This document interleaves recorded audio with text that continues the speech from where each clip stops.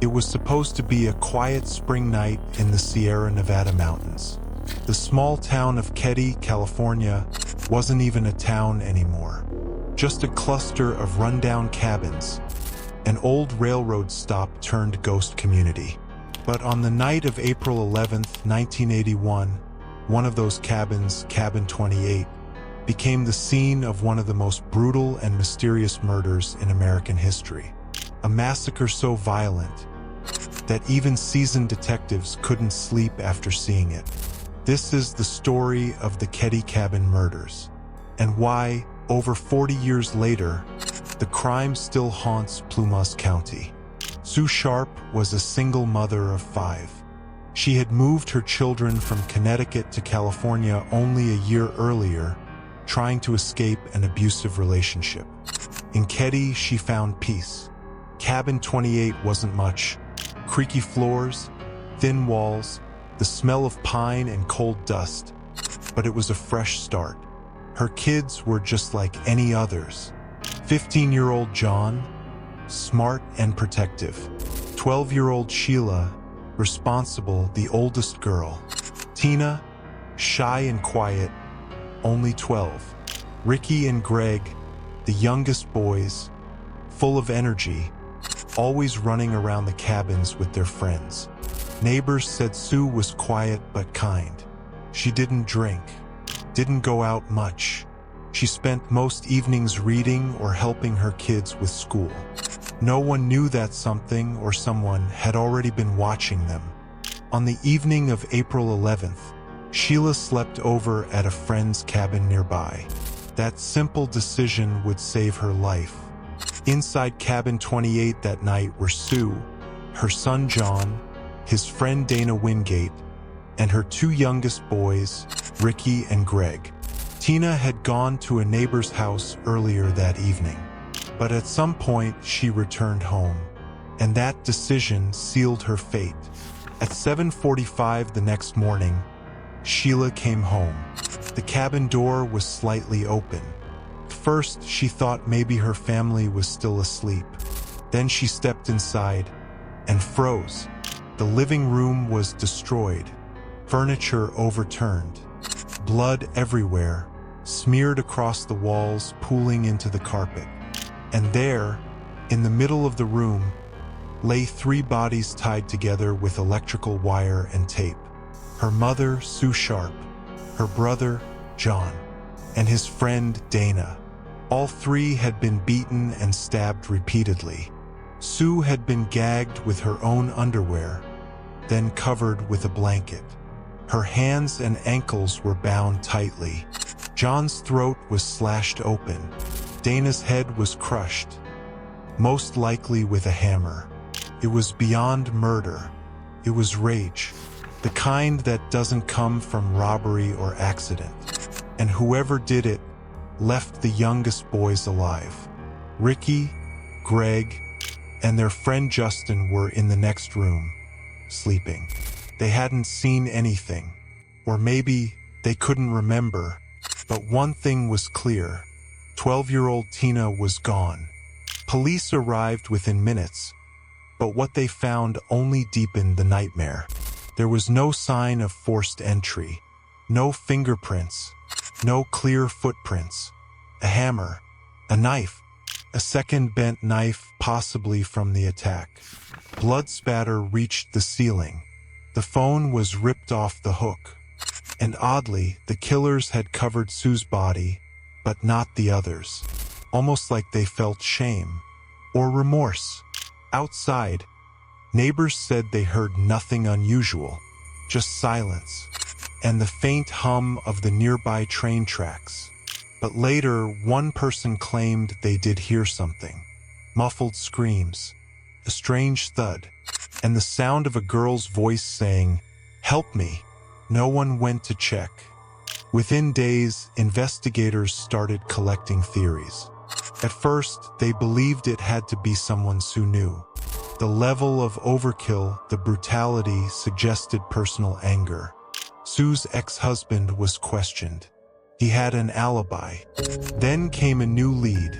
The neighbors in Cabin 26, Martin Smart, and his friend Bo Bubaid. Both men were known to drink heavily. Both had been at a local bar the night of the murders. Martin's wife, Marilyn, was a friend of Sue's, and, according to some reports, Sue had been counseling her to leave Martin because of abuse. That might have been the spark. Marilyn later told investigators that Martin had burned a pair of shoes in there with stove right after the murders.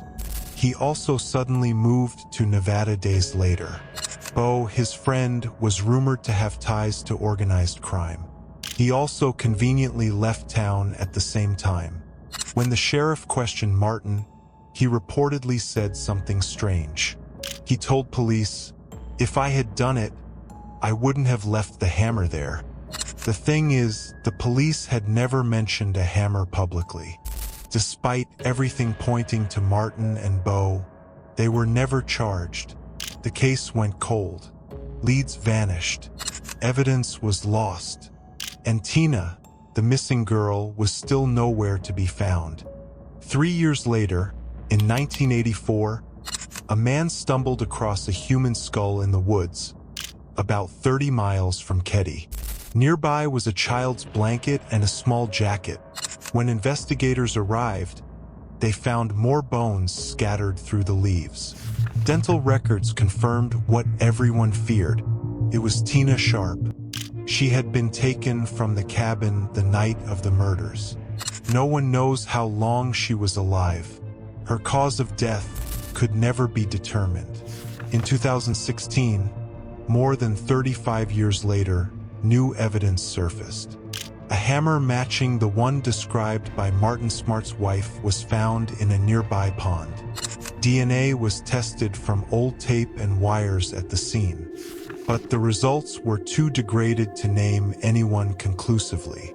Still, the sheriff at the time stated publicly that they believed Martin Smart and Bo Bubaid were responsible, and that other local law enforcement officials had covered for them. Whether it was corruption or fear, no one knows. There's another detail, one that keeps this case alive in every online discussion and true crime forum. Remember the boy, Justin, who slept in the next room? He was Martin's stepson. Years later, under hypnosis, he described a dream or maybe a memory of the murders.